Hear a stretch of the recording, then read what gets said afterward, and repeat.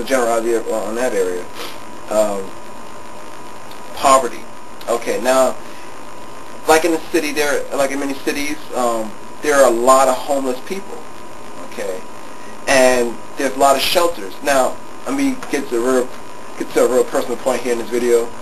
All right, when I was, we lived in Philadelphia. We had a house. My father and my family.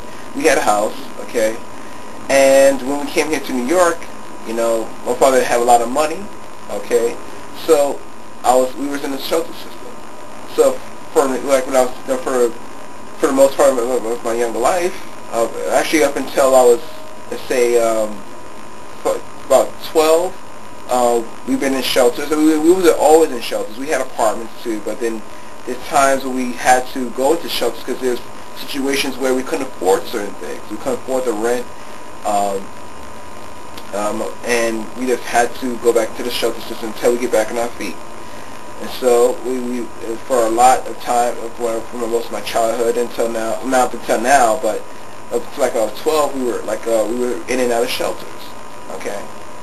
So, but now we're not living in the shelters. But my brothers now, we're grown men now. We are helping out with the rent and electric bills and stuff. But if you know people that are in shelters, and again, they need certain things like clothing, food, and stuff like that. If there's home people on the street, I know there's times when here in New York when it gets really cold, we help the homeless, take them off the street and put them somewhere where it's warm. Now, I'm not sure you're going to use your house as a shelter and then bring home people into your home, but maybe if you want to, you and your neighbor or someone has the same idea as you to start up a homeless shelter, feeding the homeless, give them like a place to stay for maybe a month or a couple of weeks, however you want to run your program. You can start up something like that, or if shelters around your area, you can probably do little programs for kids there. There are a lot of kids in shelters, and when I was little I used to see it a lot, and me and my brothers, we used to see it, and we at the time we hardly didn't understand what was going on, but I kind of knew, but because my father explained to me more, because I was the second oldest. My oldest brother wasn't around, but to my youngest brother I had to explain to them what was going on because they hardly understood, but I had to understand what was going on for them. So, but there are a lot of kids that are in shelters, and you can probably do little workshops there, and you find a shelter in your neighborhood, because it'll keep the mind off it. Just try to keep their mind seeing past the shelter. Keep their mind, let them see the world beyond still.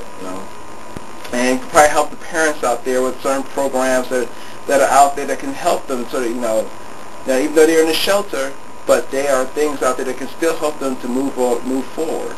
Okay. Let's see what else.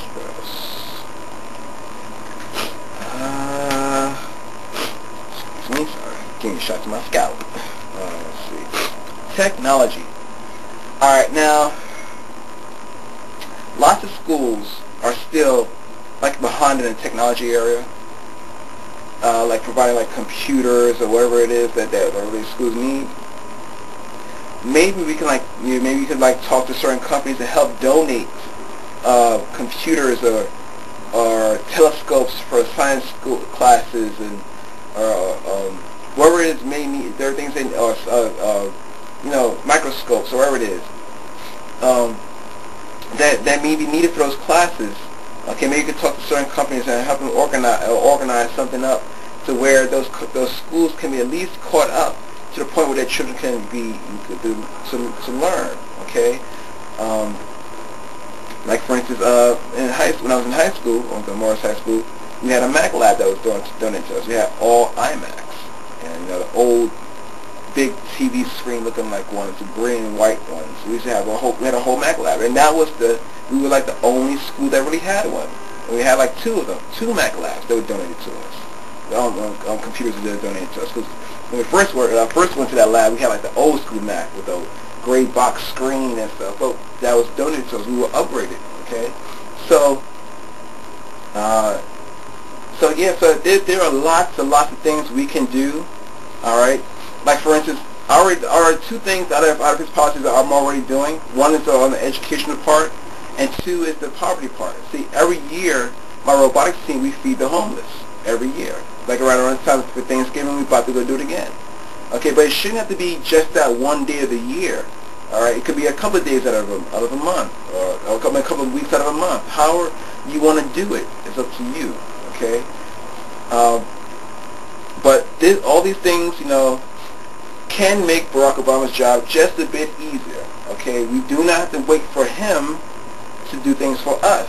Okay, we can start things on our own, and once we get it going, his job could just be just a bit easier, and so like making things, a standard thing to make sure,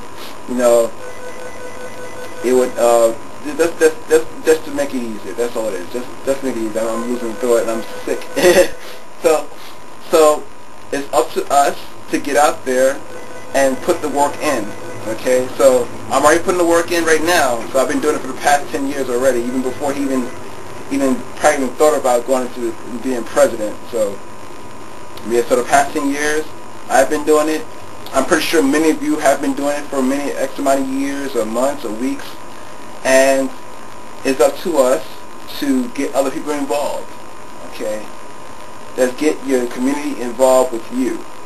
Okay, I mean, I'm a private person. I don't like it really to be. Actually, I don't kind of like don't be around to like be active all the time with a lot of people. But this time I have to really get out of my comfort zone and really start getting involved now. Okay, all right. So I'll leave you with that. If you have any questions or comments, you could just write them. If you want to post a radio response, that's cool too. And I hope you all have a good day and have a good night.